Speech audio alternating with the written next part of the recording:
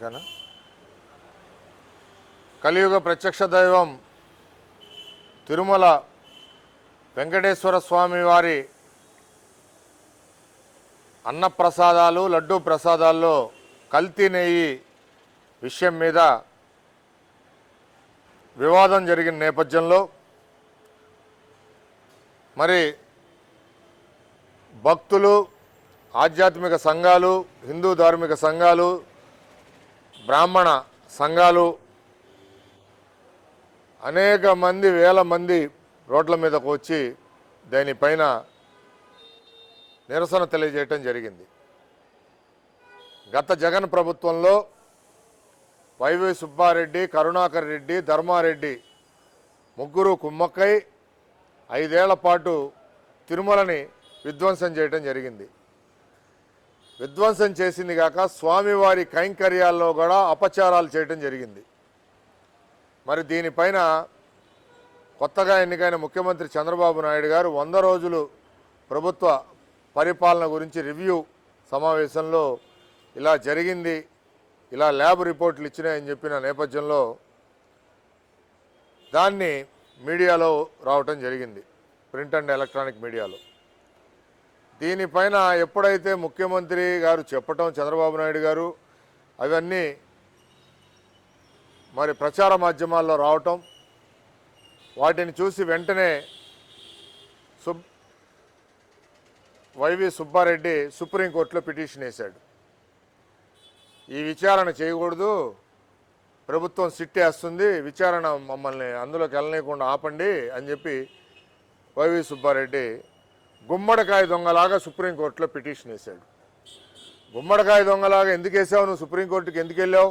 నువ్వు నిజంగా ఏం తప్పు చేయనివాడు అయితే విచారణ అధికారుల ముందు నువ్వు నేరం చేయకపోతే నేరం చేయలేదని, నేరం చేస్తే వేరే వాళ్ళు అధికారులు చేశారనో ఏదో ఒకటి చెప్పుకోవాలి కదా ఆధారాలతో సహా. నువ్వు గుమ్మడికాయ దొంగలాగా సుప్రీంకోర్టుకి వెళ్ళావు. ఇప్పుడు సుప్రీంకోర్టు ఏం చేసింది? సుప్రీంకోర్టు సిబిఐతో విచారణ చేపట్టింది. నువ్వు సుప్రీంకోర్టు సిట్టింగ్ జడ్జితో విచారణ చేయమని అడిగావు. సిబిఐ మీ దిక్కుమాలిన రాజకీయ వ్యవహారాల కోసం మేము సిట్టింగ్ జడ్జీలు రావాలా, సుప్రీంకోర్టు లేదా రిటైర్డ్ జడ్జీలు రావాలా అని వైవి సుబ్బారెడ్డిని, సుబ్రహ్మణ్య స్వామిని మొట్టికాయలేసింది కాక ఈ రోజున మీరు రాజకీయాలకి వాడుకుంటారా, తిరుమల తిరుపతిని వాడుకుంటూ కోర్టులకు వస్తారా అని చెప్పి గతంలో పనిచేసిన జగన్ ప్రభుత్వాన్ని కూడా మరి దానికి సంబంధించిన ఆర్డర్లో తెలియజేయటం జరిగింది. మేము ఒకటే చెప్తున్నాం, బ్రాహ్మణ చైతన్య వేదికగా సనాతన ధర్మ పరిరక్షణ జేఏసీ నేతలుగా తగుదునమ్మా అని చెప్పి సుప్రీంకోర్టుకు వెళ్ళారు.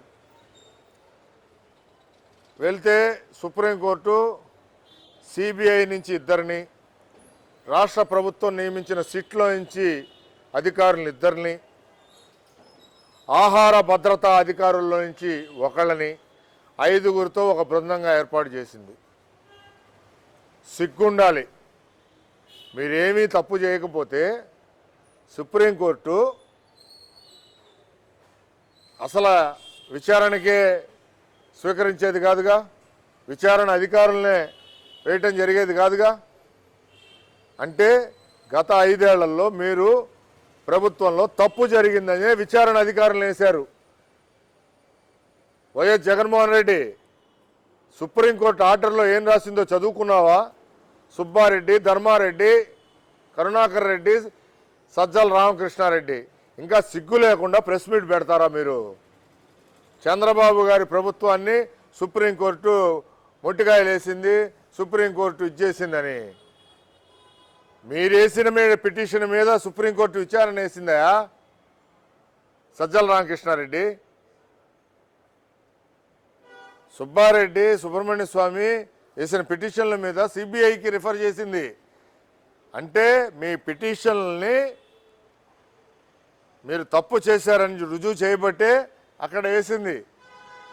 పోయిన ప్రభుత్వంలో జరిగిన తప్పని దాన్ని అనుకోబట్టే నమ్మబట్టే సుప్రీంకోర్టు ఈ రోజున సిబిఐలో ప్రధాన అధికారులతో, సిట్లో ఉన్న ప్రధాన అధికారులతో, ఆరోగ్య శాఖ అధికారులతో ఒక మరి విచారణ కమిటీ వేయటం జరిగింది. ఇప్పుడు విచారణ చేస్తుంది. ఏమవుతుందో తెలుసా? గత 5 ఏళ్ళు మీరు ఏ నెయ్యి సప్లై చేశారు స్వామివారి లడ్లకి, అన్నప్రసాదానికి? స్వామివారికి సంబంధించిన ఆహార పదార్థాల్లో మీరు ఎంత అవినీతి మొత్తం బయటకు వస్తుంది. దీంట్లో ఎక్కడ దాగేది లేదు. ఒక రకంగా సుప్రీంకోర్టే వెంకటేశ్వర స్వామి అనుకోండి. మీరు ఈరోజు వెంకటేశ్వర స్వామి విచారణ చేస్తున్నాడు అనుకోండి. ఎంత దౌర్భాగ్యమైన పరిస్థితి గత 5 ఏళ్ళు మీ పరిపాలన. అసలు దేవుడికి ఇచ్చే ప్రసాదాల్లో కూడా మీరు కమిషన్లు కాజేశారంటే ఎంత కక్కుర్తిపడి ఉంటారు, ఎంత దారుణం. ఎన్ని వేల కోట్ల రూపాయలు తినేశారు. అసలు మీ జేబుల్లో డబ్బులా పెట్టింది స్వామివారికి? కనీసం హుండీలో ఒక 500 వేశారంటాయా మీరు? మీకు స్వామివారి కింద పదవులు చేయడానికి వచ్చారే, స్వామివారికి సంబంధించిన పరిరక్షించడానికి మీకు పదవులు వేసిందే ప్రభుత్వం. అన్యమతస్థులుగా ఉన్నారే మీరు. బయట ధార్మిక సంఘాలు, హిందూ సంఘాలు, మరి బీజేపీ పార్టీతో సహా అందరూ మీరు అన్యమతస్థులని చెప్పి తెలుగుదేశం పార్టీతో సహా గగ్గోలు పెట్టినా కానీ మీరు కనీసం జగన్మోహన్ రెడ్డి ముఖ్యమంత్రిగా ఏ రోజు పట్టించుకున్న పాపాన పోలేదే. మరి అట్లాంటి పరిస్థితుల్లో మరి మీరు అన్యమతస్థుల్ని, అది కూడా వైఎస్ జగన్మోహన్ రెడ్డి బంధువుల్ని, ఒకళ్ళేమో జగన్మోహన్ రెడ్డికి బాబాయ్, ఒకళ్ళేమో రాజశేఖర రెడ్డికి మరి బావమరిది, మేనల్లుడు, ఇట్లా కరుణాకర్ రెడ్డి, ఇట్లా ధర్మారెడ్డి, వైవి సుబ్బారెడ్డి, టోటల్ మీరు కుటుంబ పాలన చేశారు కదా. దాన్ని మీకు ఇచ్చింది దేనికి? మీకు ఇచ్చింది దేనికి? దేవుడి మీద పెత్తనం చేయడానికి కాదు. దేవుడి దగ్గర జరిగే కార్యక్రమాలన్నీ సక్రమంగా అధికారులతో చేపించడం కోసం మీకు పదవి ఇచ్చారు. మీరే అధికారులుగా మారిపోయి, మీరే దేవుళ్ళుగా మారిపోయి, చివరికి ఎంత దౌర్భాగ్యమైన పరిస్థితి. దేవుడి మీద పెత్తనం చేశారే, దేవుడు సొమ్ముని కాజేశారే. దేవుడు చూస్తూ ఊరుకుంటాడా? ఇది కలియుగం. ఆయన కలియుగ ప్రత్యక్ష దైవం. కొన్ని కోట్ల మందికి ప్రపంచవ్యాప్తంగా ఉన్న భక్తులకి ఆయన ఇంటి దైవం, విదేశస్తులకు కూడా. మరి అట్లాంటి పరిస్థితుల్లో మీరు దేవుడు సొమ్ము కాజేశారంటే దేవుడు ఖచ్చితంగా మీకు పనిష్మెంట్ ఇస్తాడు. అసలు నెయ్యి ఈ రోజున దాదాపు 600 రూపాయల చిల్లర నుంచి కేజీ నెయ్యి ఉన్న ఆవు నెయ్యి, 1000-2000 దాకా ఉన్న ఆవు నెయ్యిని 300 రూపాయలకి ఇచ్చారంటే బయట మనం ఇంట్లో వండుకునే నూనె ప్యాకెట్ రావట్లేదు కదా. నూనె ప్యాకెట్ కూడా, పామాయిల్ ప్యాకెట్ కూడా రాదు ఈరోజు. మరి ఎట్లా మీరు ఆవు నెయ్యి, స్వచ్ఛమైన ఆవు నెయ్యి అని చెప్పి, అది కూడా ఒక అన్యమతానికి చెందిన కంపెనీ కాంట్రాక్ట్ ఇస్తారు. తీరా నిన్న ఆ రిపోర్ట్స్లో చూస్తే ఏఆర్ కంపెనీకి వాడు అసలు ఆ కంపెనీ సప్లై చేసే తయారీయే లేదు వాడి దగ్గర, నెయ్యి తయారీ. వాడు మళ్ళీ ఇంకో కంపెనీ నుంచి ఆర్డర్ తెచ్చుకోవటం, ఎంత కలగాపులగం చేసి చివరికి స్వామివారికి 320 రూపాయలకి మేము తక్కువ నెయ్యి తెస్తున్నాం అన్నారు. అసలు నిజమైన నెయ్యే రాదు అని చెప్పి పాల సప్లై చేసేవాళ్ళే చెప్తుంటే, డైరీ ఫార్మ్స్ వాళ్ళే చెప్తుంటే, రైతులు చెప్తుంటే 320 రూపాయలకి నువ్వు ఇంట్లో నెయ్యి ప్యాకెట్ మేము నీకు సప్లై చేస్తాం, తింటావా? నకిలీ నెయ్యి నువ్వు, నీ కుటుంబ సభ్యులు, నీ పిల్లలకు పెడతావా? జగన్మోహన్ రెడ్డి సిగ్గుండాలయా. సిగ్గు లేకుండా ఈ రోజున దేవుడు సొమ్ము తినటానికి కూడా కకృతి పడ్డావంటే నువ్వు, నీ కుటుంబ సభ్యులు.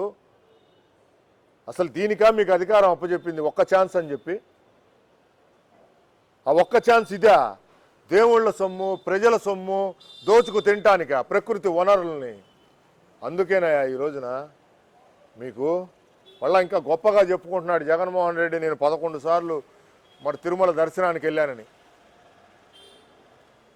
నువ్వు 11 సార్లు వెళ్తే నన్ను డిక్లరేషన్ ఇవ్వలేదని. అందుకేనయ్యా నువ్వు డిక్లరేషన్ అధికారులు అడిగితే పుస్తకం తోసేస్తే 11 సార్లు అధికారులను తిడితే నీకు దేవుడు 11 సీట్లకే పరిమితం చేశాడు. జగన్మోహన్ రెడ్డి ఇదే లడ్డు విషయం అధికారులు గనక ఎన్నికల ముందు గనక ప్రచారంలో గనక బయటకు వచ్చున్నట్టయితే నీకు ఒక్క సీటు కూడా దిక్కుండేది కాదు. ఈరోజు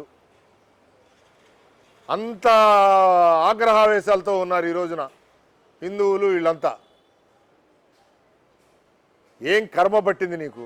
మే అయ్యా ముఖ్యమంత్రిగా ఉన్నప్పుడు 1,00,000 కోట్లు క్విడ్ ప్రోకో చేసుకొని కేసుల్లో వాయిదాలు తప్పించుకొని తిరుగుతున్నావు. ఈరోజు దేవుడి సొమ్ము తిరగడానికి నీకు ఏ బైబిల్ గ్రంథం చెప్పిందా?